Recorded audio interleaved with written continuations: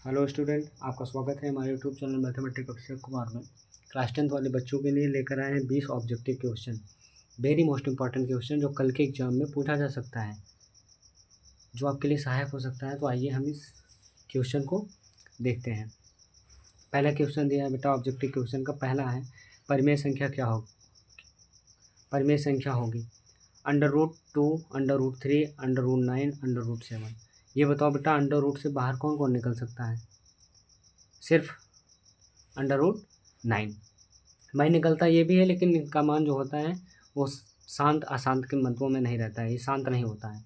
1 दशमलव इसका मान क्या होता है, 1.414 ऐसे बढ़ते हुए चला जाता है, जो कि कभी खत्म नहीं होता। 3 का भी मान 1.732 ऐसे ऐसे बढ़ते हुए चला जाता है, जो कि कभी नहीं समाप्त नहीं होता। ये तो बाहर निकल सकता है, 3 करड़े में इसको बाहर निकालोगे तो 3 आ जाएगा। परिमेय संख्या की परिभाषा यही होता है बेटा कि वह संख्या जिसे आप P/Q के रूप में दिखा दो, वह संख्या जिसे आप P/Q के रूप में निरूपित कर सको उसे क्या कहते हैं, परिमेय संख्या कहते हैं। जहाँ Q does not equal to 0, Q का मान 0 के बराबर ना हो। 3 रहेगा, 3 के नीचे 1 करेंगे तो ये आपका ये सी ऑप्शन आपका सही है। आगे चलते हैं। अगला क्वेश्चन ये है बेटा, किसी द्विघात समीकरण y बराबर ax² plus bx plus c comma A जहाँ दिया गया है A does not equal to के ग्राफ का आकार होता है। तो आप लोगों ने पढ़ा होगा इसके लिए आप लोगों ने पढ़ा होगा, जो ये इस आकार का होता है वो कैसा होता है, परवलय आकार होता है। अब ये y और ये y डैश, ये x अक्ष और ये x डैश ऐसे पढ़ते थे आप लोगों ने। तो इसका जो ये आकार होता है वो बेटा कैसा होता है, वो परवलय आकार होता है। इसका ए आंसर सही है।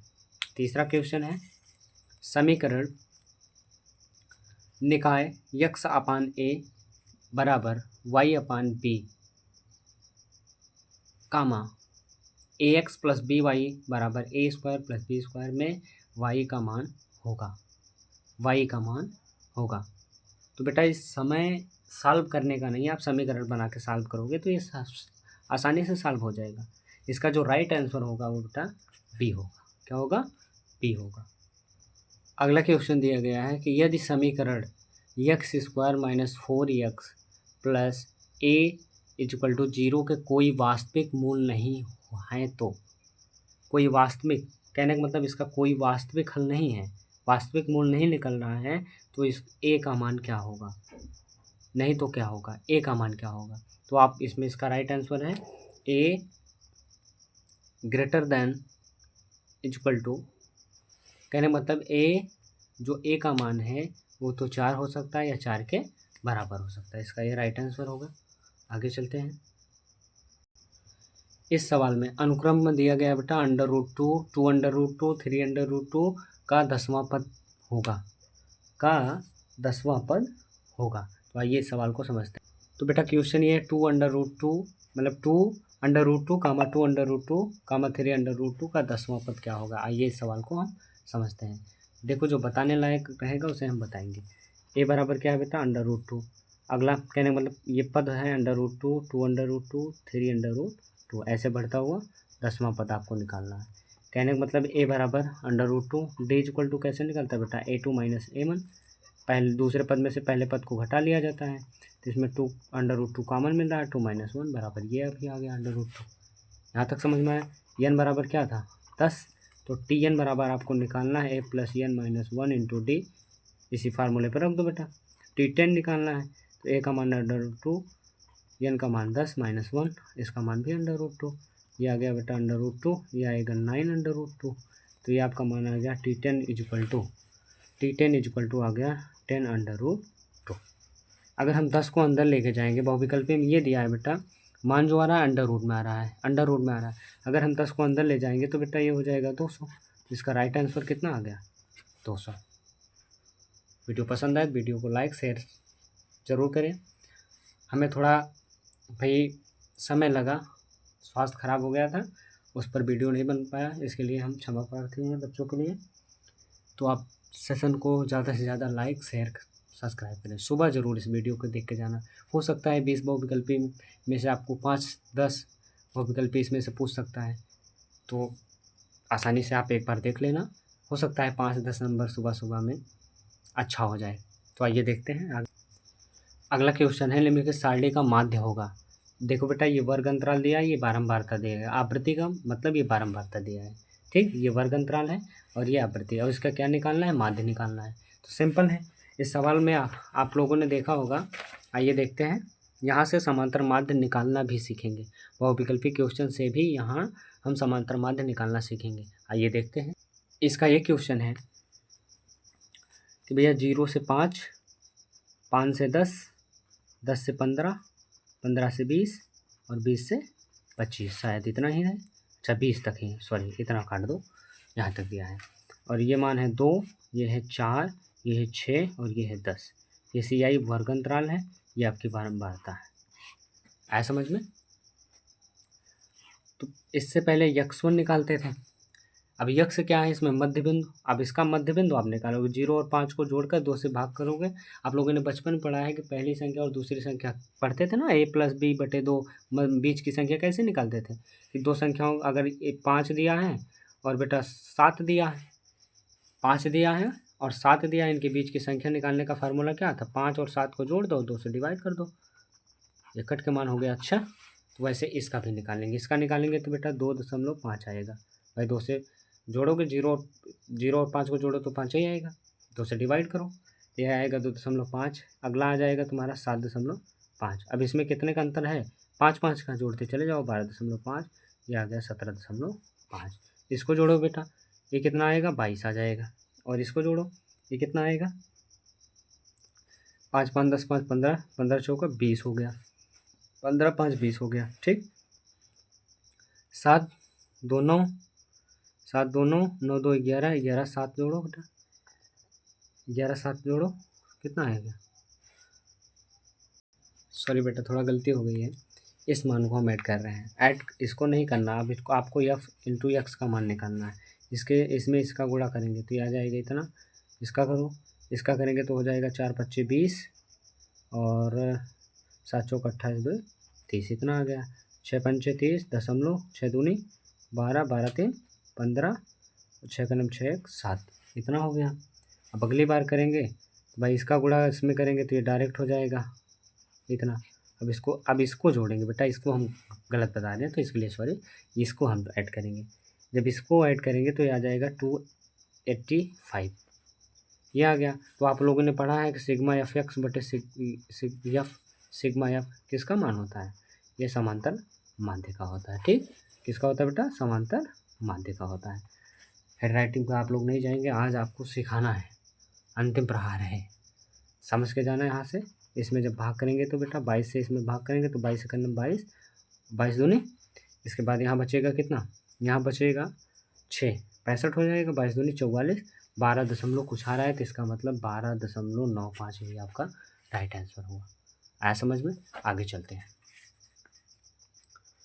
7वां क्वेश्चन है आपका कि यदि त्रिभुज ए बी सी तथा त्रिभुज D E B, A B यानी मतलब A B upon D B, D E, A B upon D E, दूसरा है B C upon F D, B C upon F D, B C upon F D, ये दिया है। तो वे दोनों त्रिभुज समरूप होंगे यदि, देखो त्रिभुज समरूप दिखाने के लिए दो आइडिया है। त्रिभुज का या तो आप कोण दिखा दीजिए, या तो एक कोण दिखाइए या तो एक भुजा दिखाइए, वो त्रिभुज समरूप हो जाता है। तो आया आपको समझ में? तो इसमें क्या है, इसका जो बीच वाला है बेटा, ये कोण बी और ए, ये 90 डिग्री का, ये कोण यही बराबर आपका ये राइट आंसर होगा। आया समझ में? कोण बी बराबर कोण ए, क्यों? क्योंकि ये 90 डिग्री है। आया समझ में? आप लोगों ने देखा होगा समकोण त्रिभुज लिखते समय आप कैसे लिखते थे, त्रिभुज ए बी सी, बीच में जो रहता है वो क्या था, कैसा था, 90 डिग्री का था। तो वही है, आपस में बराबर है। आया समझ में? अगला क्वेश्चन चलते हैं। अगला क्वेश्चन है बेटा CS 0,4 कोष्टक बंद, समझ लेना कि पॉइंट दिया है, 0,4 0,0 3,0 वाले त्रिभुज का परिमाप होगा। तो आइए इस सवाल को हम समझते हैं। सबसे पहले बेटा आप बनाओगे चतुर्थांश, बिना चतुर्थांश का ये सॉल्व होने वाला नहीं है। ये मूल बिंदु 0,0 और इसका ये पॉइंट y अक्ष पे 0,4, ये, और इसका ये 0,3। अब इसको हम यहाँ से मिलाएंगे, इसको यहाँ से मिला दिए। बात को आप पकड़ रहे हो कि 0,0 एक शीर्ष है त्रिभुज का, दूसरा शीर्ष कहाँ है 0, एक्स अक्ष 0 है, वाई अक्ष पे 4 चल रहा है। तीसरा यहाँ से है 0,3 है। कहने का मतलब ये जो एक्स अक्ष पे है, वाई अक्ष पे 0 चला है, एक्स अक्ष पे 3। बात आप समझना। इसका ये जो मान दिया ये 3 है, और इसका ये जो मान है वो 4 है। तो सब पाइथागोरस प्रमेय से आप लोगों ने पढ़ा होगा कि कर्ण का मान कैसे निकालते हैं। कर्ण स्क्वायर बराबर लंब स्क्वायर प्लस आधार स्क्वायर, ऐसे लगाते थे ना, आधार स्क्वायर। तो लंब का मान 4 और आधार का मान 3, 4 चौक 16, 3 त्रिक का 9, घटाया गया 25। कर्ण स्क्वायर बराबर, तो कर्ण बराबर क्या हो जाएगा, ये 5। अब ये भी भुजा 5 निकल गई। अब त्रिभुज का परिमाप कैसे होता है, त्रिभुज का परिमाप बराबर कैसे करते थे, a प्लस बी प्लस सी बटे 2, सबको जोड़ो। ऐसे कर, त्रिभुज का परिमाप ऐसे निकलता है ना, सभी भुजाओं का योग, सभी भुजाओं का योग, सॉरी तो नहीं, सभी भुजाओं का 1, 5 प्लस 4 प्लस 3, ये आ जाएगा 4 3 5 4 9 3। त्रिभुज का परिमाप निकल गया। सॉरी, उसके नीचे हम 2 लिखे थे, 2 नहीं है, सभी भुजाओं का योग निकालेंगे। ठीक बेटा, अगला क्वेश्चन है, यदि 3 tan a बराबर 4 हो तो sec a का मान निकालें। कहने का मतलब ये है, ये तो सिंपल है बेटा, ये 3 है, tan a को जब इधर ले जाएंगे तो ये आ जाएगा 4/3। कहने का मतलब 3 tan को यहीं पर रखेंगे, बात को पकड़ना, 3 को हम इधर ले जाएंगे, tan a बराबर हो जाएगा 4/3, ये आ गया। तो आपको कर्ण निकालना है, हमने बताया था ये, आप ये जानना कि अगर ये 3 है और 4 है तो अगली भुजा, इसकी बड़ी भुजा 5 होगा। एक और बताए थे ट्रिक, अगर 12 है 5 है तो इसकी सबसे बड़ी भुजा क्या हो जाएगी, 13 हो जाएगा। आया समझ में। तो इसका 5 निकल गया, तो सेक ए बराबर बेटा आ जाएगा, सेक ए बराबर आ जाएगा 5/3। कर्ण बटे आधार होता है ना, तो ये हो जाएगा। आया समझ में। अगर आ गया तो आगे देखते हैं। अगला क्वेश्चन है, tan alpha plus cot alpha बराबर 5 हो तो tan square alpha plus cot square alpha का मान होगा। इस पे जो है a plus B whole square फार्मूले पर रख देंगे।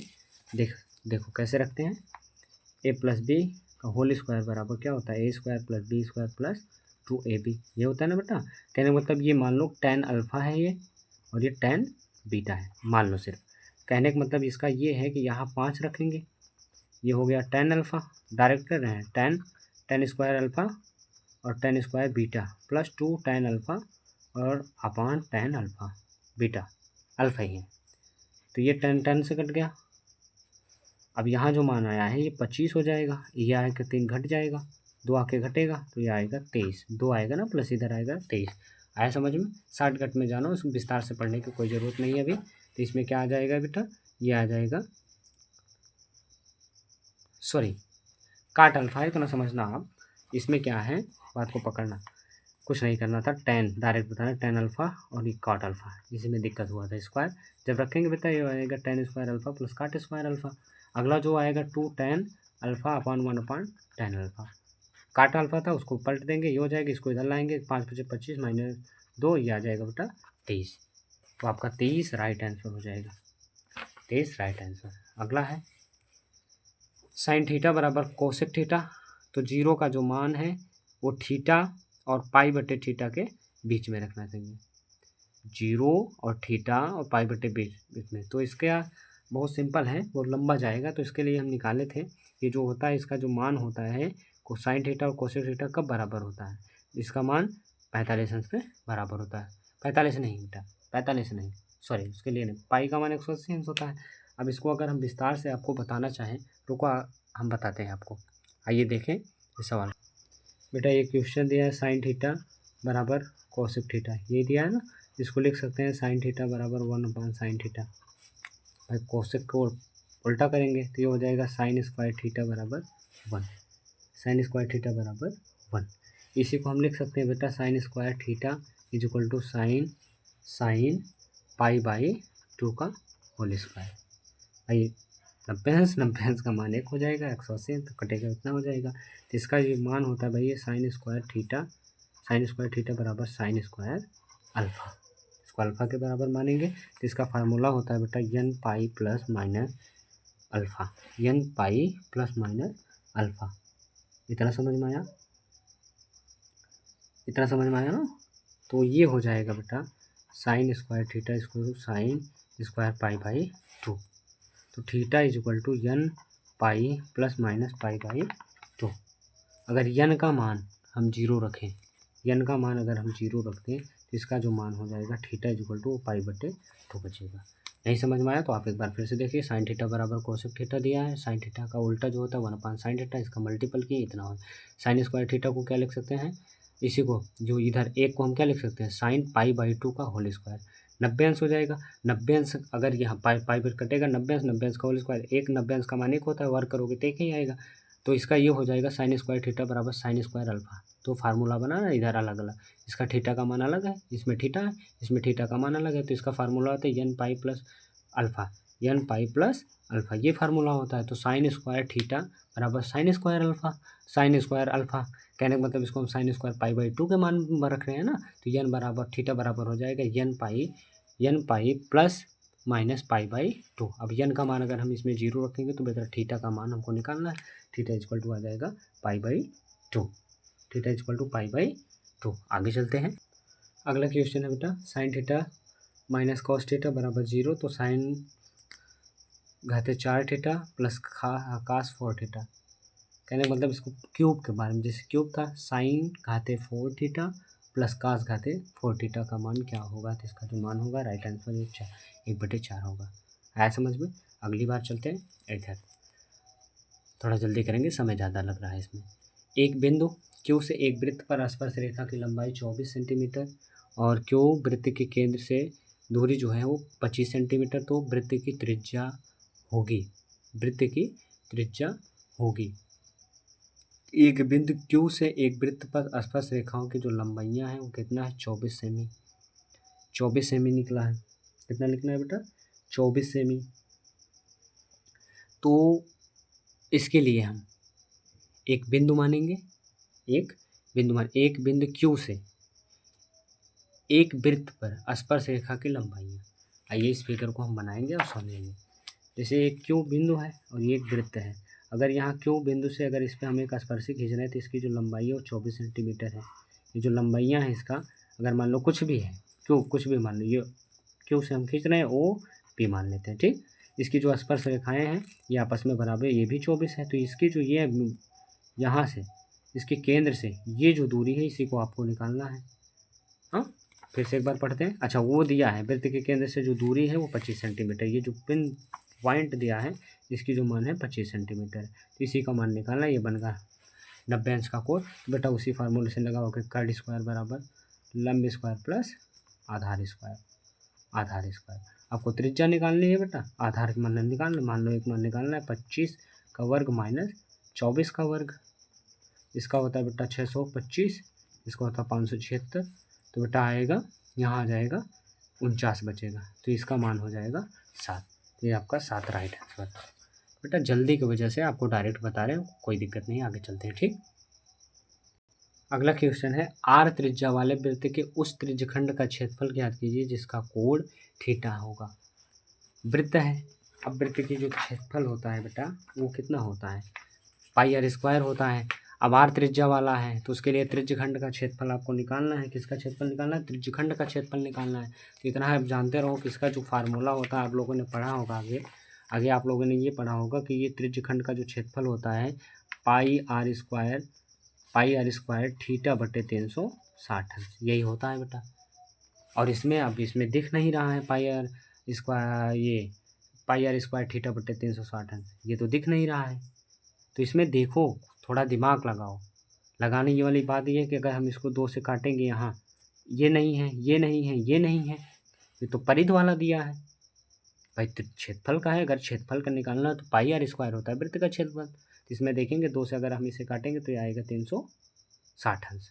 अगर 2 से काटें 2 3 6 2 6 12, तो इसका ये जो है इसका राइट आंसर है। आया समझ में? आगे चलते हैं। अगला क्वेश्चन दिया है कि एक ठोस पाइप का व्यास 4 सेमी है तथा उसकी लंबाई 20 सेमी, पाइप में प्रयुक्त धातु का आयतन होगा। तो इसके लिए जो क्वेश्चन है बेटा थोड़ा जल्दी करेंगे। 10 सेमी, 10 पाई है, कितना है बेटा 10 पाई सेमी क्यूब, 10 पाई सेमी क्यूब, 10 पाई सेमी क्यूब। आया समझ में? आगे चलते हैं। ठीक, आर त्रिज्या के 17वां क्वेश्चन है, आर त्रिज्या के एक ठोस अर्धगोले का कुल पृष्ठीय क्षेत्रफल होगा। आर त्रिज्या के एक ठोस अर्धगोले का कुल पृष्ठीय गोले का पृष्ठीय क्षेत्रफल कितना होता है बेटा 4 पाई आर स्क्वायर होता है, 4 पाई आर स्क्वायर। अर्धगोला है, अर्धगोला है बेटा, 2 से हम डिवाइड करेंगे, आधे गोले की बात कर रहा है तो इसका ये राइट आंसर ये हुआ। आगे चलते हैं। 18वां सवाल है, 18वां सवाल ये है, निम्नलिखित सारणी का माध्यक वर्ग होगा, माध्यक वर्ग होगा। इसके लिए बेटा आपको संचयी बारंबारता निकालना होगा। संचयी बारंबारता निकालने के बाद ही आप इसमें से माध्यक वर्ग बता सकते हो। तो आइए देखते हैं माध्यक वर्ग। वैसे संचयी बारंबारता अच्छा देख लेते हैं निकाल के, 0 से 40 तक है, ये लिखेंगे। ठीक, समझ लेते हैं। ये 0 से 10, 10 से 20, और ये बेटा 20 से 30, और ये 30 से 40, और ये 40 से 50। ये माध्यक मान लो वर्ग अंतराल दिया। ये हुआ 2, ये हुआ 8, ये हुआ 12, अगला है बेटा 18, और ये है 10, ये दिया है। अब संचयी बारंबारता, संचयी बारंबारता कहने का मतलब ये सी आई है, और ये क्या है आपका एफ, और ये आपका सी एफ है। सी एफ को क्या बोलते हैं संचयी बारंबारता। ये दो एक दूसरे को जोड़ के 8 2 10, 10 में ये जोड़ो ये हो जाएगा 22, 22 में 18 जोड़ोगे बेटा हो जाएगा 40, और 40 में ये जोड़ोगे हो जाएगा 50। एक बार फिर से 8 2 10, 10 22 हो जाएगा, 22 में 18 जोड़ो, 8 2 10, और 2 1 3 1 4। ठीक, ये हुआ। अब यहाँ से संचयी n/2 का मान निकाल लो। ये आएगा 50, 50/2, ये आ गया 25। 25 अब इस मान में लगभग कहाँ पड़ेगा 22 में, इसको बांधेंगे संचयी बारंबारता कैपिटल एफ, और इसी के जस्ट इसमें बारंबारता में हम इसको मानेंगे एफ, और इसके जस्ट सामने इसी को हम मानते हैं माध्यक वर्ग। आया समझ में? ये आपका माध्यक वर्ग कितना हुआ 30 से 40, ये आपका राइट आंसर। आगे चलते हैं। 19वां सवाल है, एक बारंबारता सारणी का माध्य तथा माध्यक क्रमशः 30 तथा 35 है, तो इसका बहुलक क्या होगा।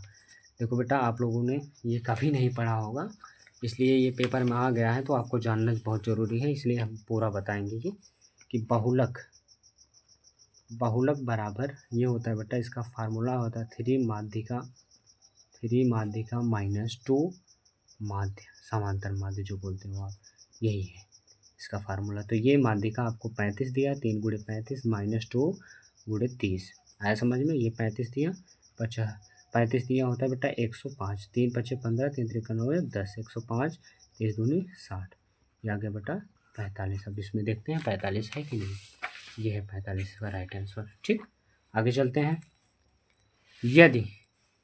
यदि एक घटना निश्चित रूप से घटित हो तो इसकी प्रायिकता क्या हो। यदि एक घटना निश्चित रूप से घटित हो, अब नहीं घटित हो तो इसकी प्रायिकता कितना होता था 0 होता था।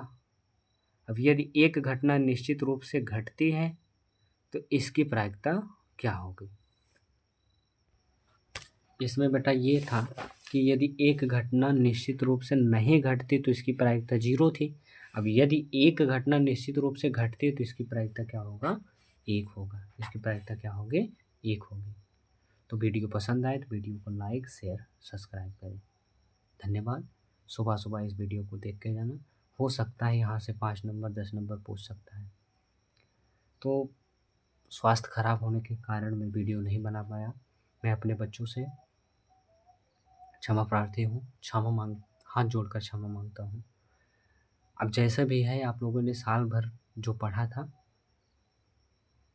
कुछ तो पढ़ा होगा, जितना आप लोगों ने पढ़ा है उसी हिसाब से आपको पेपर आएगा और पेपर को आराम से देना है। लास्ट क्षण में पूरा साल हमने आपका साथ दिया। पूरा साल 365 दिन में जितना हमसे हो सका उतना हमने आपका साथ दिया। लास्ट क्षण में हमने थोड़ा सा ज़्यादा नहीं, रिवीजन के तौर पे हमने क्या नहीं करवाया, सब कुछ करवाया। लास्ट तौर पे हम वीडियो के माध्यम से वीडियो नहीं बना पाए, बस इतनी मेरी गलती है।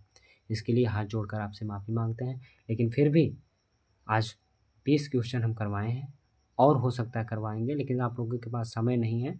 फिर भी आप ये 20 क्वेश्चन पढ़ के जाना और वीडियो को लाइक शेयर सब्सक्राइब करें। धन्यवाद।